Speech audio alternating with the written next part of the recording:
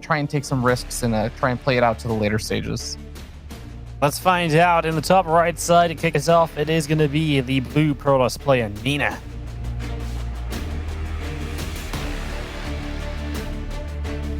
Down here in the bottom left-hand side of the map, we have our red Protoss player. He is Ting's Neeb.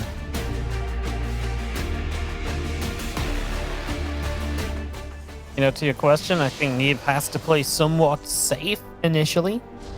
You know, I feel like, you know, you can't let yourself fall behind in a series, which is so important in the group. But yeah, right now he's in 4th place, but it's going to be a match score situation, not really a map score situation potentially here. And I actually have to remind you as well, right? Imagine Neeb goes 2-0, right? And he goes like, oh, sorry, say he goes like 2-1, and he goes like 9-8 on maps. But then Vindicta gets the 2-0, right? And Vindicta beat Neeb. So even if Neeb wins 2-1, so for Neeb, really, a 2-0 is the only way he is in full control of his fate here. Because again, Vindicta is playing Maples, I believe, right? And that's one of the easier matches in the group. It's very possible Vindicta gets that 2-0 for sure. Oh, 100%. I think it's the one little blessing behind all of this, because I absolutely agree. It's a tense situation, and needing to 2-0 Nina is not something that's necessarily easy to do, as we even saw kind of Nina versus Disc, I think, was a testament to that yesterday, where Nina just doesn't die when even if you get an advantage against her, closing out the game against Nina, it can be really tough. But the blessing that Neeb can hopefully look at in this situation is that he is still somewhat in control of his fate. He's not relying on just someone else losing and himself winning. Like, if he is able to just kill it in this series, he does advance. Like, there's no ifs, ands, or buts about it. Yep. That's why I think it's very important that he tries for the 2-0. And like I say, like, you can't give up map 1 because it's so important that you deliver right here. And I think he'll know that, of course. He'll absolutely know what's up going into this. So, yeah, we settle down and see what he brings to the table. So far, pretty standard across the board, right? You know, you've got 2 Stalkers into 2 Sentries. Looks like a pretty safe expansion focus play from Neeb. Nina's going to take the Nexus just a little sooner before any other gateway units. And that means it's just a little bit safer. Yeah, gonna be able to have that. But this one Stalker of the Accelerator Zones has really got to react quickly over here, because already losing the shields. And I want to remind you, there's no shield battery at the natural just yet. So now, with a health advantage and the delayed gateway units, Neeb can start to pick away at things. He can at least harass this pylon stuff. I don't think you should be able to get anything here. Neeb should know he's going to have to back off relatively soon. But, I mean, this is still just kind of annoying little bits of damage he can get. Yep, those couple Stalkers just pinging. I mean, if you get a pylon, brilliant, but you are outnumbered here for sure, so it shouldn't be something you can realistically get. As we have ourselves the probe in the bottom right is settling down to build something. So Nina, no, doesn't want it. Okay, never mind. Yeah, I was gonna say, sometimes when we see like the double shield battery, the one in the natural, one in the main, it is a sign that maybe the player wants to get aggressive, like in Nina's situation, because if you leave that the shield batteries in both mineral lines, you can deal with mostly the Oracle pressures and stuff while still doing a move out. But yeah, I guess maybe just setting that pylon for some adept warp-ins and other stuff later. And actually, I think I do see 2 adepts that got warped in at that pylon and are heading their way across the map. Yep, 2 adepts down on the south side and may be ready to make a play at some point. And only really sentries here from Neeb, right? So 2 adepts obviously can't kill a sentry, but the sentries don't kill 2 adepts very quickly either. So a couple different things to be looking at right now. Well, we'll see how good Neeb's defense is over here. The adepts are shading on forward. There's the shield battery, of course, going to be planted down to prevent the adepts from doing a whole lot more.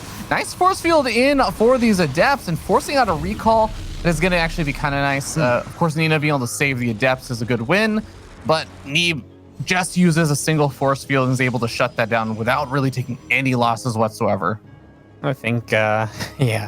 I think Neeb's kind of okay with this, as we have ourselves Blink coming up on either side, +1 coming up. We are really in for a pretty standard game so far. Neeb going to be the first to drop a 3rd base down, so feeling a little bit confident about kind of the position. And he is just a little bit ahead on Blink, a little bit ahead on +1. Looking pretty good across the board, honestly.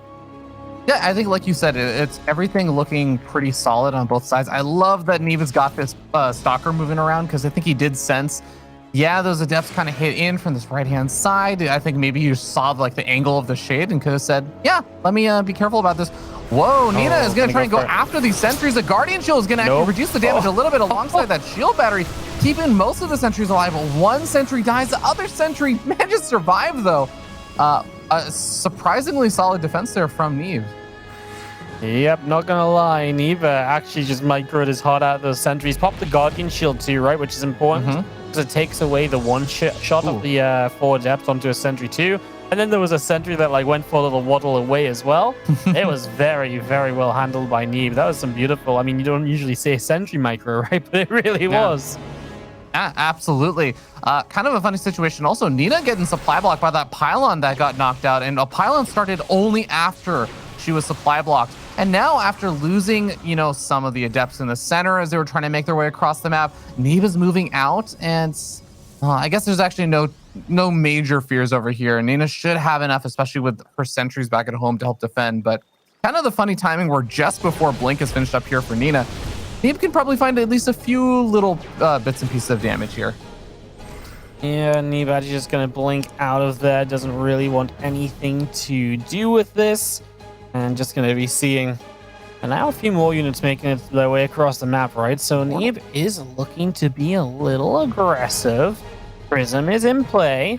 Okay, and obviously he's not invested into like the +2 or anything, right? Or the charge. So that's the big difference. He's just going to be able to warp in purely stalkers and really try and get damage done. Loses the Prism immediately, though. Well, can he fight back against this now? He won't have reinforcements, but he might just have the edge in the fight because obviously Nina used a big blink in initially. Yeah, it's 12 stalkers to 9 right now. Remember, there are going to be reinforcements coming forward for Nina. She warps in a few more units. That Immortal has really got to do a lot in this fight. Sentries over here for Neeb. I was going to say could throw out a Guardian Shield or something, but instead opts for the Force Field. I don't think has enough energy anymore for it.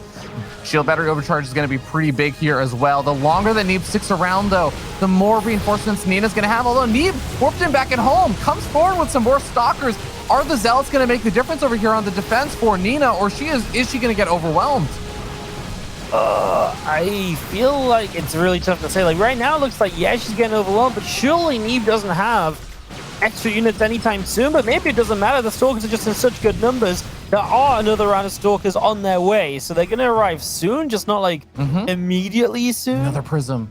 Oh my god, new Prism as well. So maybe this is just going to be enough for Neeb. Wow, showing up with some killer instinct right here. 18 stalkers to 8 right now, already on the map. 23 stalkers with a new warp in over here. Neeb is overwhelming Nina right now, and now with the reinforcing Prism, with the reinforcing stalkers, it does seem like Neeb is just finding bits and pieces of damage. Even though this is a great fight angle for Nina with the nice little choke point over here, the stalkers in the natural expansion are actually also denying some of the gas from being mined. Neeb is actually going to go ahead and blink forward in that direction. Nina is going to actually have to have some of the most godlike micro ever to overcome the situation. I don't even think Alpha Star could micro himself out of this one, though. I don't think so. Nexus goes down. The Prism is almost acting like a bait. Like, hey, look, shoot at me instead of my few Stalkers. Zealots who charge in from the other side, though, just will not be enough. And Neeb powers through, gets the first map necessary. That's obviously a big, big deal for Neeb. As mentioned, dropping a map here could be his way out of this tournament. So he needs to get the 2-0, and so far looks like he means business.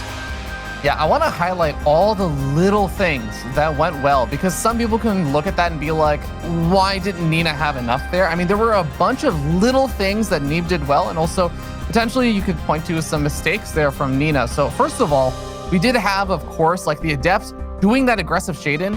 Nina invested into these like 4 Adepts and everything, which is totally fine, but she dives in for the sentries, gets 1, but loses some of the Adepts. It's not the end of the world and everything, but the Adepts, for the most part, then also get picked off as they're making their way back across the map. So there's 4 less army units available.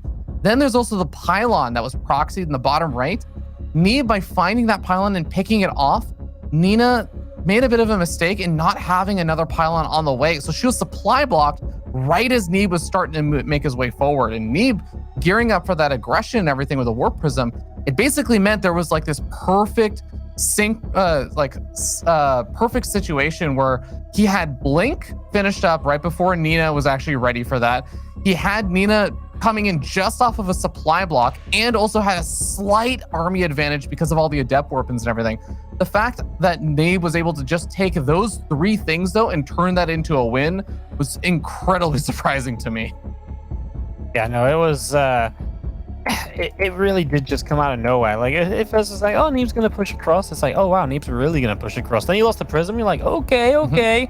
But it just didn't matter, right? Because he just kept on coming, just had the power to push it on home.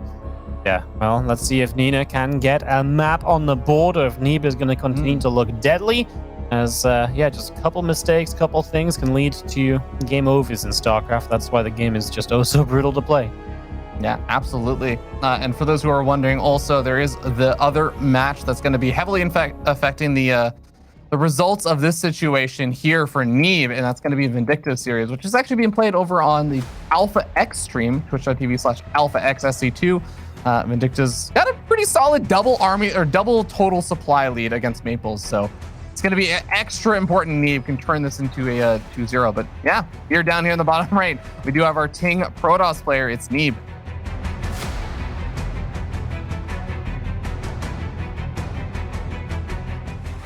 In the top left-hand side, looking for a map, and of course, really important because they could eliminate a big threat from the playoffs.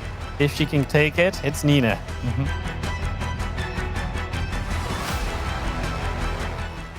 It's actually a really good way of putting it too, right? It's eliminating a threat for the playoffs, because Nina is guaranteed at this point the #1 spot in the group. Nina could lose 2-0 and it wouldn't matter. She'd still be the first seed in the group. But besides just the prize money on the line, if you can take Neeb out, the biggest threats in North America are Neeb, Scarlet, and Estrella. If you take one of them out, there's a good chance you actually only have to play one other one to actually go all the way to the grand finals. Yep. That's that's actually pretty nice, right? Yeah. Yeah, it actually really does mean that there's a lot of potential for Nina, and there's a lot of reason to put everything into this game. As Neeb gonna be the player with a probe in the corner of Romanticide. That generally means a probe is up to no good. As Nina just sets a pylon in her own natural expansion. He puts a pylon down there. Isn't gonna keep anything nearby to make the most of it just yet, though. Yeah, and honestly, I don't even mind if Neeb never makes any additional buildings by that pylon or anything, because I think it is just going back to the age, or I want to say age-old PvP, but I guess it's more like past few years of PvP. They're just hiding pylons, but doing nothing really different or strange. It's totally like a viable way to kind of play out PvP and do a little bit of mind games, but also it's kind of what we saw in the last game, which admittedly didn't work out so well for Nina. But just being able to warp in some adepts off of that pylon, especially if you're like getting attained or attacked or something, it's just nice to have a pylon to warp in from on the map. Yep, definitely a part of this is I feel like Stalker Sentry versus Stalker. I feel like we're going to get another nice little kind of expansion versus expansion opening. Feels kind of nice, right? Just very peaceful. Everyone's kind of looking to be friends. It's cute. Yeah. You know what? I think this is going back a little bit to what you were talking about, Wardy, where it is really important, again, that Neeb is trying to gun for the 2-0 versus just 2-1. Because I would say, like, game 2, if you're up 1-0, this is the time that a lot of people will be like, all right, and here's where I do my proxy Stargate, or here's where I do something that not necessarily is all in, but like could be a little bit more committed, or like a Dark Shrine or something opening, which you would say like you're really putting a bit more hope on that actually getting some damage done. So I really like the idea of Neeb saying, I need a 2-0. Why don't I just trust in myself and my macro and everything and play a standard safe game and skip going for any of those kind of proxy shenanigans or more committed like all-ins? Oh, absolutely. I like this Twilight vs. Twilight. I'm excited to see some action here, man. Like, I really think this is the kind of game that could go long and could get messy and could get disruptory. Good map. I think that sort of stuff could be very fun between Nina and Neeb. I think could give us a bit of a treat for sure. Yeah, I definitely synonymize this map getting into the late game of not just all matchups, but like specifically, I think a lot about this map in PvP and disruptor stalkers and charge lots coming in with archons from different angles and getting massive concaves, but then disruptors are hitting with shield battery overcharges. Just, I feel like we've been blessed with PvPs on this map this season. Yep.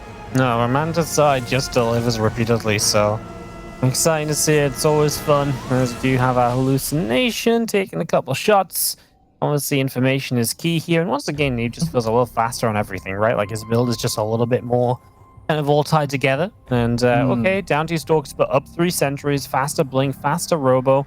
It's those little things that do add up and maybe do just give you that bigger advantage when it's a few things all at once. Yeah, I mean, I definitely like that it's kind of set up as the game goes on for Neeb, but there is still a little bit of concern because it's very clear that Nina is deliberately investing in only stalkers right now and foregoing adding on sentries or anything else. And she's also moving around the map very aggressively because she kind of knows, like, if I'm only making stalkers right now, this is the time in the game where stalkers are the strongest. Hallucinated Immortal here from Neeb is very cute. I think he's maybe hoping that a hallucinated Phoenix would move in and scout that. But funny enough, I think the only thing I might scout is actually the stalkers. Yeah. Yeah, no, it's a cute move, right? It's the little things trying to sway Nina from committing, as Nina really is down on this bottom side and advancing forwards towards this natural expansion. I mean, obviously pylon on the bottom, but does she have high ground vision? Yeah, I mean, a blink into the main would be cool, but there's nothing nearby, right? If you want to do anything here, you have to tag that immortal first so that it has its barrier popped, and then you can maybe jump on it very quickly, but before then, I just don't think this is necessarily all that worthwhile. Some kind of interesting moves here also, as we have another hallucinated immortal over here for Neeb, but he also went for a pylon block at Nina's 3rd base. The observer for Nina was, like, when I was kind of saying, does she have high ground vision? The observer was still back at home for Nina. She actually just made a 2nd observer as well. So she is skipping out on immortals, but she's adding on the robotics bay and getting ready to just say, like, let's go into disruptors. I want map vision and everything. But as I say all of that, we have a very weird, awkward base tradey thing getting set up right now. And Neeb is at least caught on to it, though. Yeah, Neeb caught onto it. I mean, Nina saw this with the observer, right? So that's pretty good info. While Neeb is pushing in, we'll see what happens. Observer is going to go down. Nina is going to come through. So Nina's a little bit slow to attack initially. When it comes to unit counters, I think Neeb having that more will help a lot here. He doesn't have a recall at the natural or the main. Okay, well, this is going to get really interesting because Nina just dives into the main base right away. Going to get this couple of pylons. Whoa. Why did we only kill 1 pylon there? Stop this robo from building. This is crazy play. I don't know why you let this immortal come up. I think she just in the moment thought there was only going to be 1 pylon there, killed it, and then didn't really think about the other, you know? Now there's a recall as Neeb recalls half of his army back. That might not be good, right? Because Nina has other half of her army on the low ground, but she's not bringing it into play. Probably could have overwhelmed there, but doesn't quite find the chance in the end. Yeah, I guess maybe she's a little bit afraid about another immortal or something popping out, or maybe she just wants to ensure that all the probes go down. Nina's gone up with a disruptor here. Oh my goodness, it just walked into, I mean, these armies just walked into each other. The disruptor, if that fired from afar, Neeb wasn't paying attention like that, that would have been really bad. Now Nina's going to recall home, and she's going to look to overwhelm this, but that's way less likely to happen with force fields available and with double immortal, right? Oh, Nina taking down these sentries initially, but you've got to get through these immortals quickly. It is going to happen, but how many stalkers does it cost her? I think way too many, as Neeb is getting a lot of kills. Yeah, I mean, Nina's still going to have that 1 disruptor out. That is a nice advantage. Even snags the observer over there for Neeb, which is the only one on the map. But now we see that it's actually Neeb who's leading up in the stalker count. Does Neeb have blink off cooldown? Okay, he does not end up needing it as he ends up being able to walk away. And Nina has this base in the bottom center now. That's going to be a few sunk minerals there. Yeah, man, this is this is really something. As these stalkers going to get the bottom side nexus. Yep, that's happening. So that's a thing. I mean, Nina getting to disruptors is obviously huge, but obviously Neeb having 2 bases left alive is big. But Nina is also the one that has 25 probes versus the 12. So if she can get back to 2 bases, she is in the better spot. How do you think overall? I like it a little bit more for Nina. Yeah, I think the disruptors, if she's able to get up to that third disruptor, which is going to be popping out soon, there is a massive opportunity for Nina to just allow those disruptors to buy space and time. Whoa, Neeb goes for a very aggressive blink forward, sniping off Stalker after Stalker over here. Misses the kill on the third Stalker over there. But now heading over toward that base, with the Nexus finishing up, that's actually a big defensive advantage because that allows shield battery overcharge to come on out. 3 disruptors, by the way. That one fires from pretty far forwards. You need to not fire the next one for a few moments. Oh! Blinks in for it, gets the active disruptor. Massive play from Neeb. I mean, that's a really brave play, but it's the perfect play. Super battery is now going to be depowered as well. Nina blinks in, but the 2 immortals are firing all of the time. Finally, the disruptor shot is going to land on one of the immortals. The other's still alive. Another disruptor shot from the high ground just doesn't reach. Neeb just has too much firepower, right? Nina, you need to pull the probes like right now. I would have liked to see her at least try and fight this by pulling the probes, but it doesn't happen. Neeb gets the 2